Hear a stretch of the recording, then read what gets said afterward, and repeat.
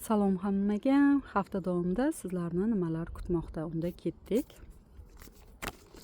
Hafta davomida sizlarni nimalar kutmoqda? Haftaning birinchi kuni, ikkinchi kuni, uchinchi kuni,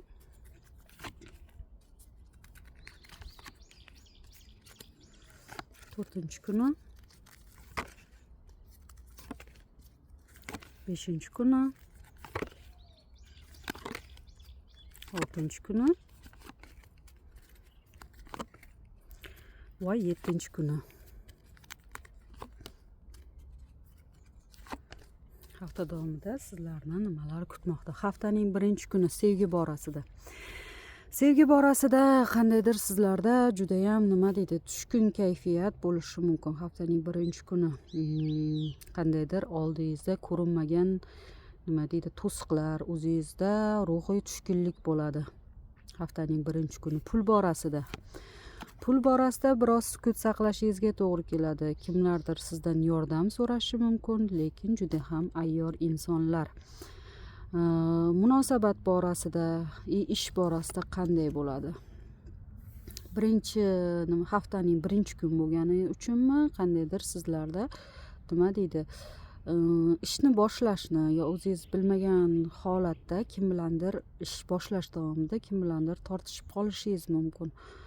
Pul borasida sizlarda biroz jimlik, muhabbat borasida esa qandaydir ruhan tushkunlik. U inson bilan yo judayam sog'inch tufaylimi, birozgina munosabatlaringiz jimlikda bo'ladi.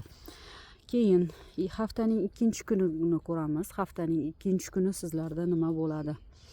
Haftaning ikkinchi kuni sevgi borasida bir-birlaringizga ayta olmagan gaplar juda ham ko'p bo'ladi.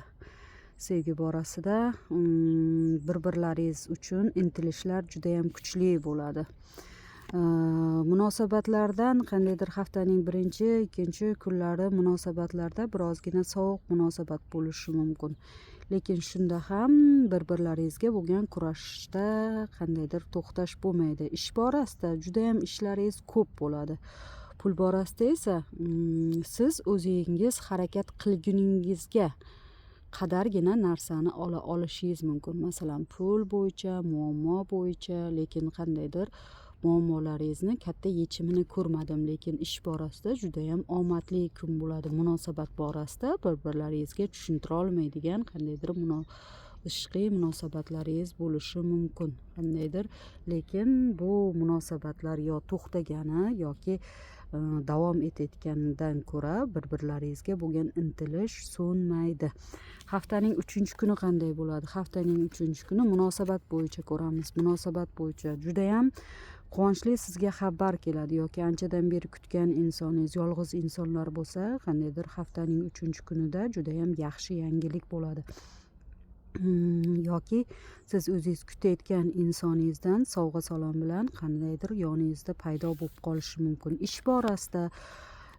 borasida ham, pul borasida ham sizlarda juda ham omadli kun bo'ladi. Birga ishlaydigan ishchilaringiz bilan yoki birga ishlagan ishchilar bilan yangi rejalar yoki yangi tizimlar, sizda g'oyibona qandaydir xayolingizga juda ham yaxshi fikrlar keladi. Bu narsani kim bilandir bo'lishingizdan qat'iy nazar, ular sizni qo'llab-quvvatlaydi. Oila borasida bitirilmagan narsalarni bitirish, ayrim insonlarda esa uy olish yoki ko'chmas mulk, nimanidir sotib olish yoki sotish, shunga o'xshagan narsalar bo'ladi. Agar sizning biznes masalalaringiz bo'lsa, haftaning uchinchi kuni sizga aynan odamlar bilan bitim qilish yoki anchadan beri kutayotgan narsangizga imzo olish siz uchun eng qulay kun bo'ladi. Haftaning to'rtinchi kuni munosabat bo'yicha. Haftaning to'rtinchi kunida munosabat bo'yicha ikki yo'l orasida qolasiz. Keyin nima gaplar bo'ladi? Siz qanday yo'l tutishingizdan qat'iy nazar, bu yo'lingiz sizni faqatgina omad, yaxshi kunlarga olib keladi. Ayrim insonlar ga nima deydi, ikki yo'l orasida qolgan insonlar munosabat bo'yicha aytadigan bo'lsam, siz anchadan beri sizni ikkilantirayotgan insoningiz qandaydir oxirgi qarorni sizga aytishi mumkin. Bu narsa sizni qandaydir judayam xursand qilib qo'yadi. Ish borasida esa yangi joyga o'tish, yangi joyga ko'chish, ayrim insonlarda lavozim oshishi yoki uzoq sayohat kutayotganini esingizdan chiqarmang. Haftaning 4-kuni siz uchun ish bo'yicha ham yoki anchadan beri bir murosamaga kelolmayotgan ishlaringiz bo'ladigan bo'lsa, ularni ham hal qilish uchun ayni muhim kun hisoblanadi. Siz anchadan beri o'zingiz ololmayotgan javobingizni u munosabat bo'yicha olishingiz mumkin. Oila borasida esa sizni anchadan beri oilaviy munosabatlaringizni kelisholmayotgan insonlar bo'ladigan bo'lsa, yaqin insonlari bilan yoki mol-mulk masalasida bo'ladigan bo'lsa, mana shu narsani to'liq oxirigacha yetkazishga nima deydi? Biron narsaga bir o'rtalikda bir qandaydir nima deydi, bitimga kelishishga juda ham yaxshi kun bo'ladi. Uzoq sayohatga boradiganlar agar sizga mana shu haftaning 4-kuni sizga qandaydir yaxshigina taklif bo'ladigan bo'lsa, uni hech qachon rad qilmang, chunki sizda shu bugungi kun uy masalasi yo mashina masalasi bo'yicha yoki sizga ish masalasi bo'yicha haftaning 4-kuni ham juda ham omadli bo'ladi. Faqat munosabat borasida esa sizlarda uzil-kesil bir tomonga hal bo'ladigan kun bo'ladi haftaning 4-kuni.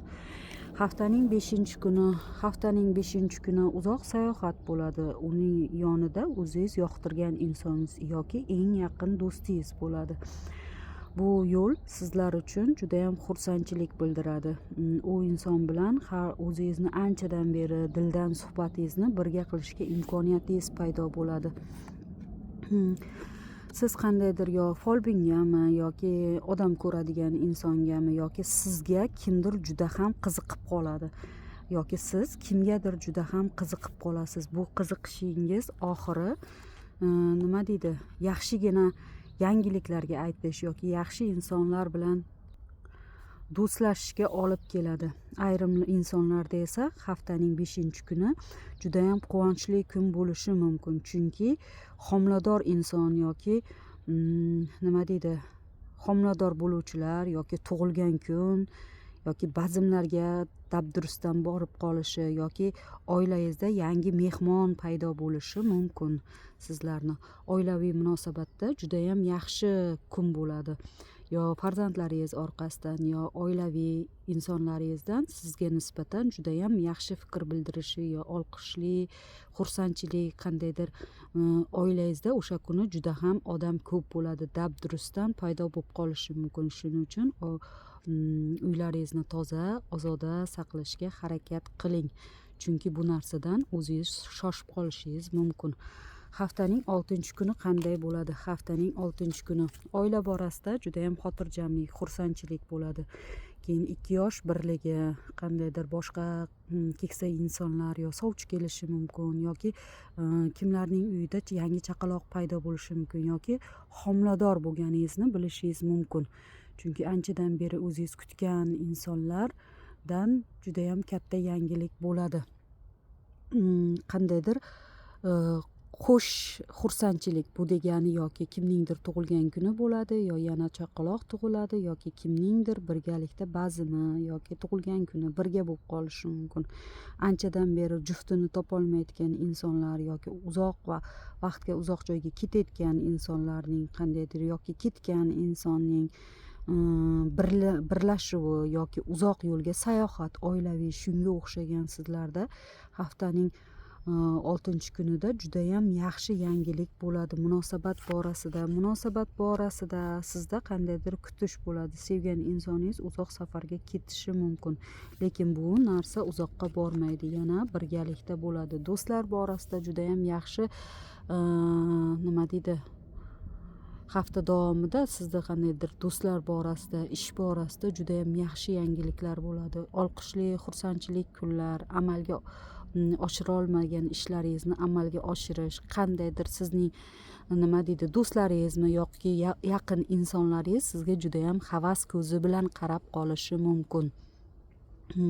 Agar siz anchadan beri qaysidir bir kunni belgilamoqchi bo'lsangiz, lekin nimagadir erishmoqchisiz-u yoki nimagadir qo'l qo'ymoqchisiz yo suhbatdan o'tmoqchisiz, bu kun juda ham yaxshi kun bo'ladi. Chunki haftaning 6-kuni sizga juda ham yaxshi kun bo'lishini ko'rdim.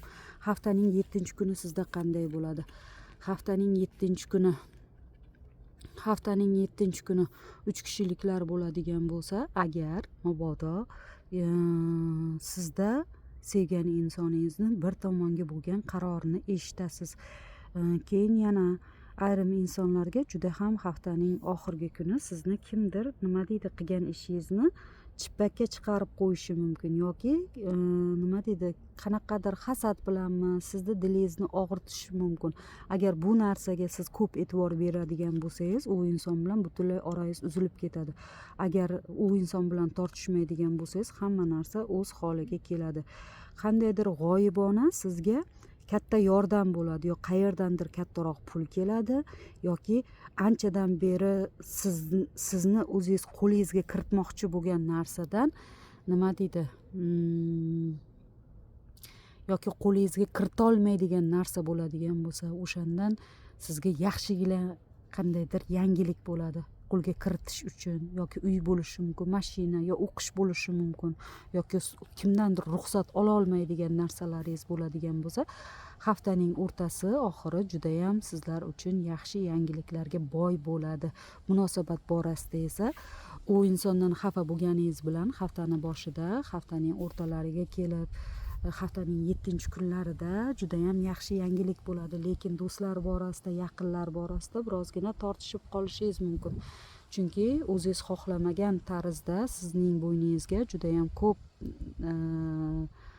yuklamani yuklashi mumkin. Masalan, ish borasida yoki pul borasida qandaydir o'zingiz xohlamagan darajada ko'p o'z xohishlarini qondirish uchun sizdan ko'p narsani talab qilishi mumkin. Shunda birozgina jahl otiga minib qolishdan o'zingizni asrang. Sizlarga yoqqan bo'lsa, like bosishni unutmang. Kutib qolaman. Kattakon rahmat. Sog' salomat bo'ling. Rahmat.